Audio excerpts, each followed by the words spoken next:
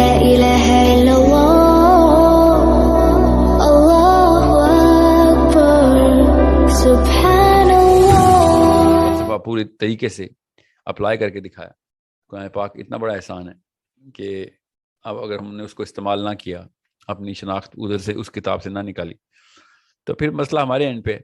ہم بھی پھر کسی بھی لوکل انکل کے ہتھے چڑھ جاتے ہیں کہ ان کے خیال سے اس آیت کا مطلب کیا ہے، یا اللہ تعالیٰ کیا کہنا چاہ رہے ہیں.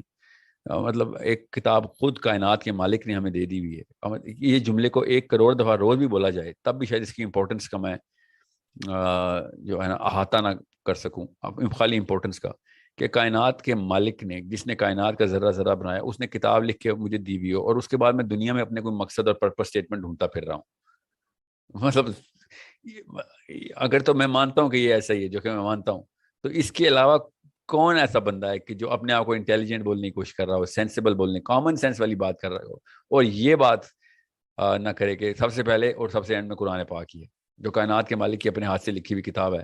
اس کے علاوہ کیا زندگی گزاری جائے، اس کے علاوہ کیوں سوچا جائے، اس کے علاوہ کیوں وقت ضائع کیا جائے کہ انسان کا.